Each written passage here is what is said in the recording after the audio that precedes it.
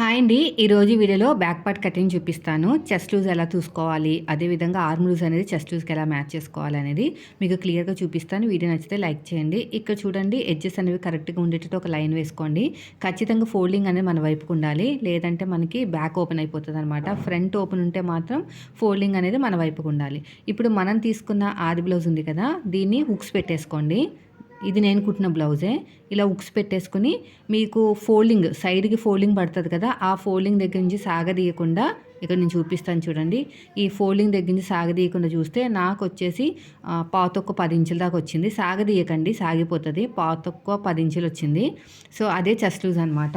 ఇప్పుడు మనం ఫోల్డింగ్ దగ్గర నుంచి ఇక్కడికి పావుతక్కువ 10 ఇంచులకి మార్కింగ్ వేసుకోవాలి. ఖర్చుల కోసం కింద పట్టి అతకాలి కదా, ఒక 1/2 ఇంచు తీసుకున్నాను. మనకి పావుతక్కువ 10 ఇంచులు అనమాట.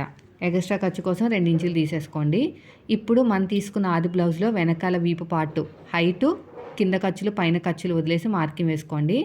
కింద ఎంతైతే చెస్ట్ తీసుకున్నాం పైన కూడా అంతే చెస్ట్ తీసేసుకొని మార్కింగ్ వేసుకోండి. నెక్ డీప్ తెలియాలంటే మనం తీసుకున్న ఆది బ్లౌజ్లో వీపు పార్ట్ హైట్ ఎంత ఉందో ఖర్చులతో కలిపి తీసుకోండి. ఒక బాక్స్ లాగా రెడీ చేసేసుకోండి. వీపు పార్ట్ హైట్ కూడా తెలిసిపోయింది కదా, నెక్ డీప్ కూడా తెలిసిపోయింది కదా. ఇది బిలో 40 సైజ్ బ్లౌజ్ అండి, అందుకనే 2.5 అనేది నెక్ విడుతూ ఖర్చుల కోసం ఒక 1/4 ఇంచు తీసుకోవాలి. కింద 3 ఇంచులు తీసుకోవాలి, ఎందుకంటే ఖర్చులతో కలిపి 3 ఇంచులు అనమాట.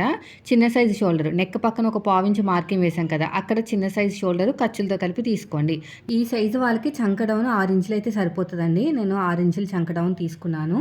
తీసుకున్న తర్వాత కర్వ్ స్కేల్తో ఇలా కర్వ్ తిప్పేసుకోండి. ఇప్పుడు ఫుల్ షోల్డర్ నాకు 5.5 ఇంచులు వచ్చింది, చంక డౌన్ 6 ఇంచులు.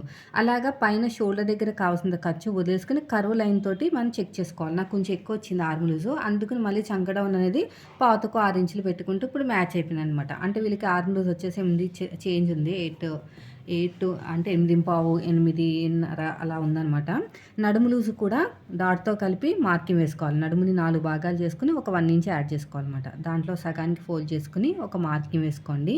అటు ఒక 1/2 ఇంచ్ ఇటు ఒక 1/2 ఇంచ్ తీసుకోవాలి. అంతేనండి. సో ఫైనల్గా ఫుల్ షోల్డర్ వచ్చేసి 5.5, నెక్ డీప్ వచ్చేసి 10 ఇంచుల దాకా వచ్చింది. చంక డౌన్ వచ్చేసి పావుతకు 6. అందరికి 6 ఇంచులు అయితే సెట్ కాదు చంక డౌన్.